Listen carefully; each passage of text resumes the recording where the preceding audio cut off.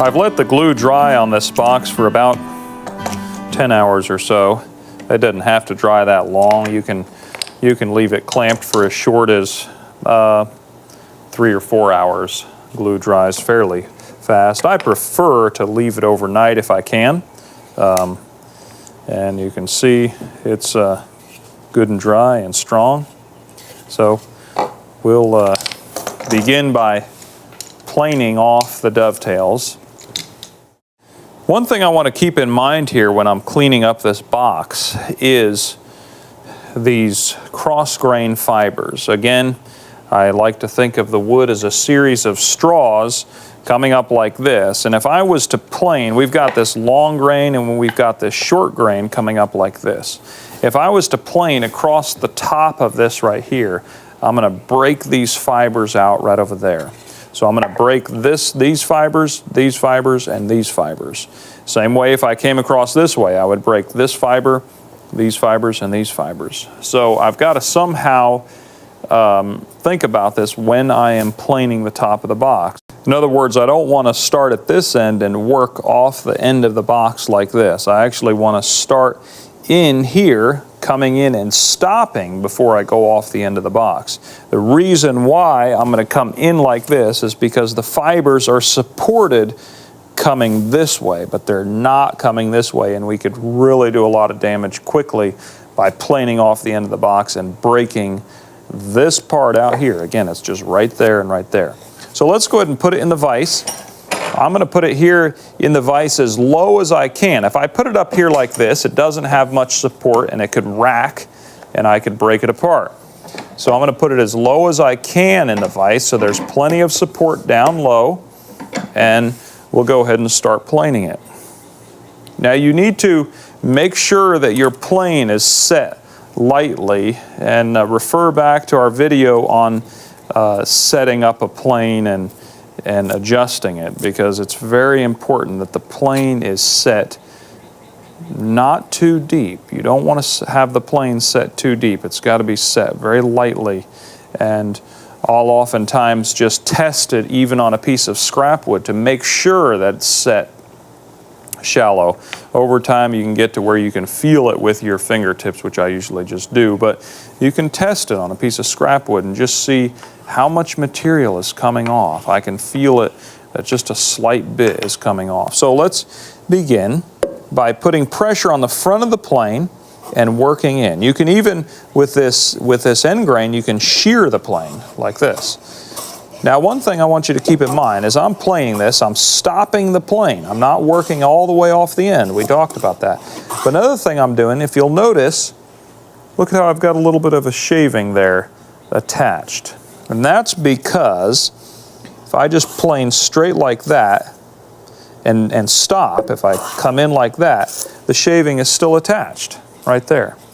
So how do we get rid of that? Well, one way you can do that is you just come in like this, and as you're planing, you lift up slightly on the back of the plane, and that severs the fiber and makes a nice clean break. So I'm going to kind of a motion here that I'm going to work in, coming in like this, and you'll notice, if you see, I'm lifting up on the back of the plane before I stop the cut. So it's kind of coming in like this, planing, and then lifting up in the motion, and that severs the fibers. Okay, let's turn this around because I want to come back this way. And again, see how I'm lifting up? I'll do it slow so you can see it just in the motion and lift it up like that. And there we go. I've turned the box over, and now I'm doing the exact same thing on the other side of the box. Again, shearing it. The reason why I shear it is because it works better to shear it on these end grain pieces here. So I'm shearing it like this.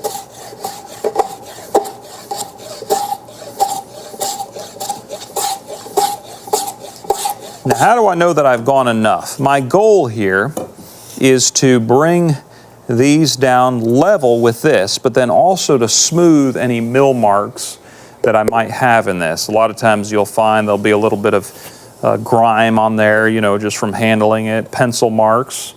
And then also sometimes you'll see some mill marks, that is planer marks from when it was run through the power planer. So I want to try to just smooth all that.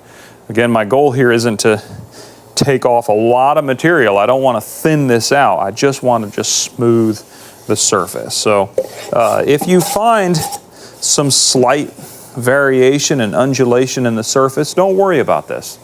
We're not trying to go for a Formica smooth finish.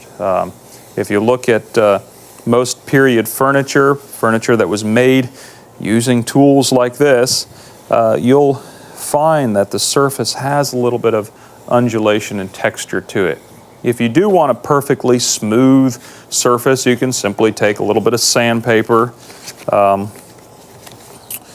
and just run it back and forth there with the grain, and that'll kind of give it more of a satiny smooth surface, which I tend to do anyway, to just bring a uniform texture to the surface. Of course, I'm probably doing this a little too prematurely because we still have to do the ends right here.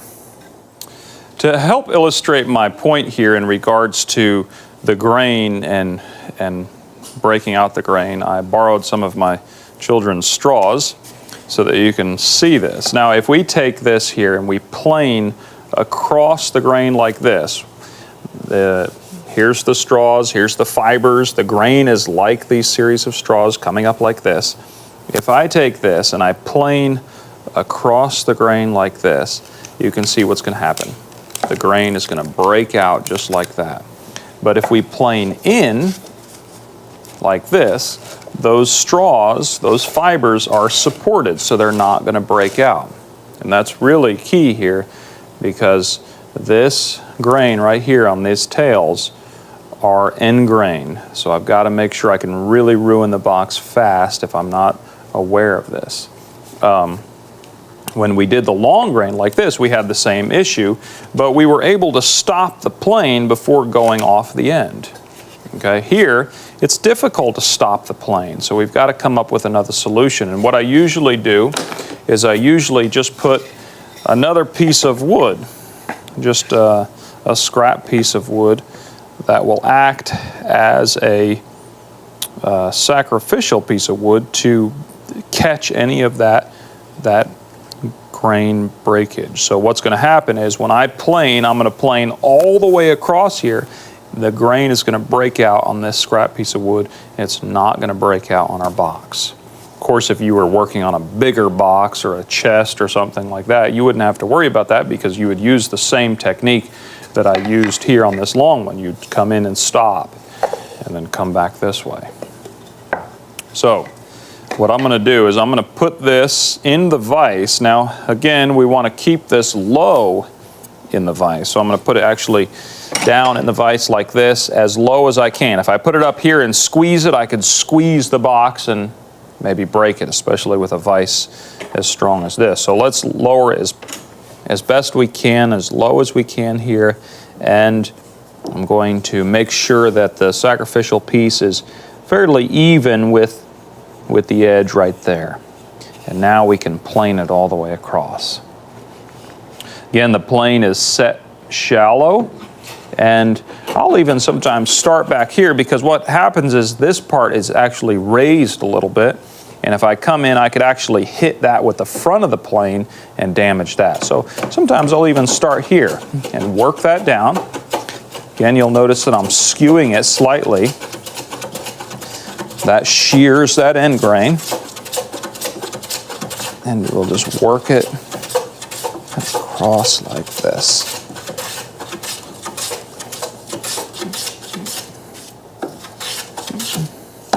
There we have it. And again, the goal here is to just bring this down level with this and then clean that surface up. And that's nice and clean. We'll do the exact same thing on the other side.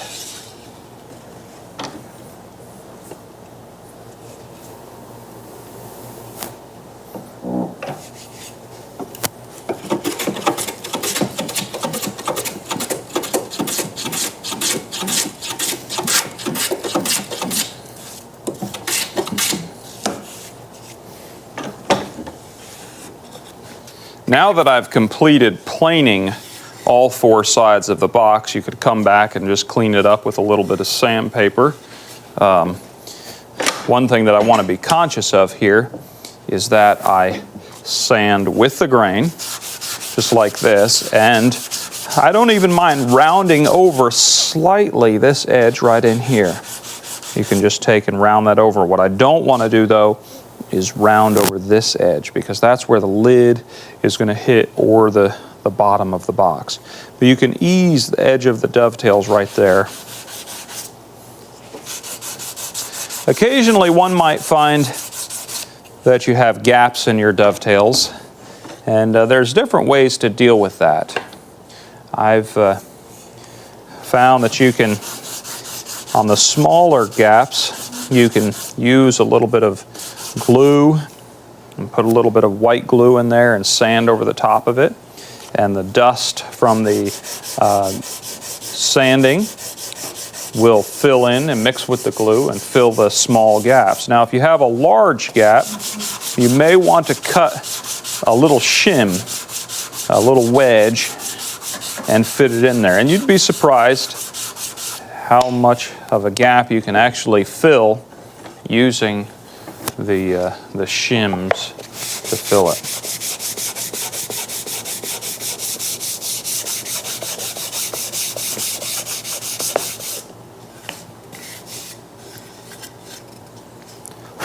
Again, keep your bench nice and clean, because you don't want to damage the box. If it sets on top of a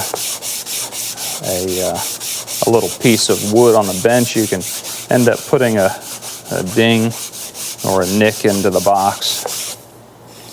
Now that it's sanded, I want to work on this top rim and make it level. There's a slight undulation here, and actually one of these is raised up just slightly, just a few thousandths there. I want to bring that all nice and level and even the same way here.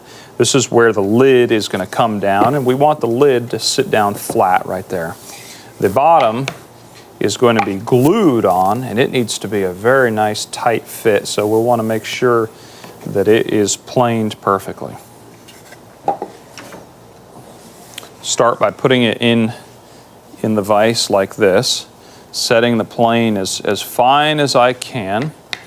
We'll just plane this right here very carefully, and I'm just taking this off like that. Now you'll notice, again, I've got to think about this issue here with the straws. If I come straight across like this, we could still break those fibers out like that. So I've got to be careful. I'm actually going to come in and kind of shear the plane to the side. Back the plane off just a little bit. It's set just a little bit deep.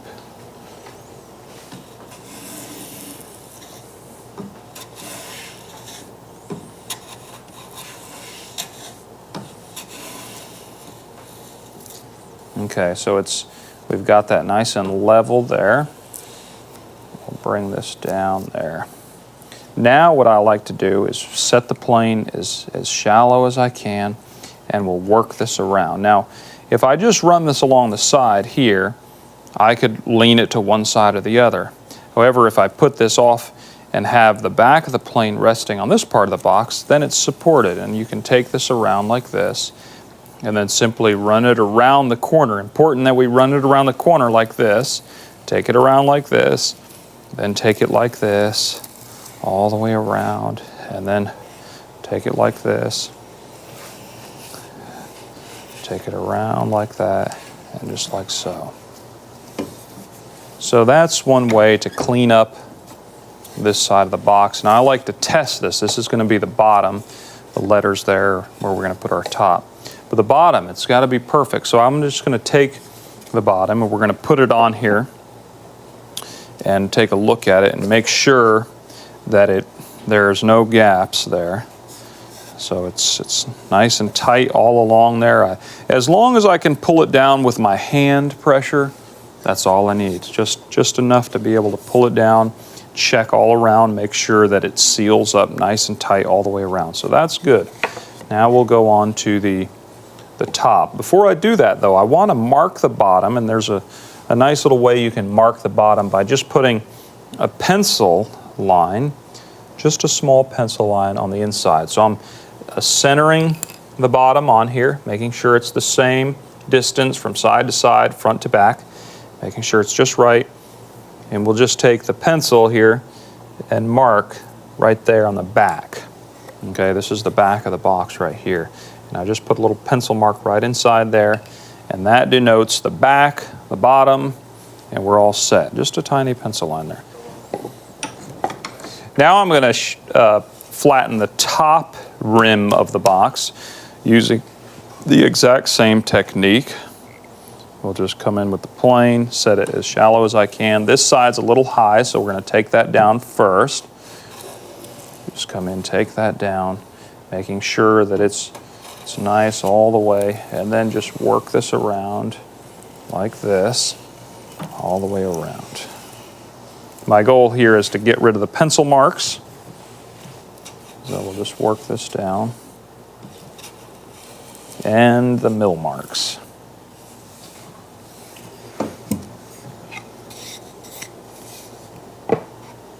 Now this top has a couple little knots right there. I'm going to put that down to the inside. And we'll just take a look at this. Of course, this isn't going to be glued on, so it doesn't have to be as tight a fit, but because it's just going to be hinged, and oftentimes it'll even be raised up a little bit in the back. But you can see that fits nicely there.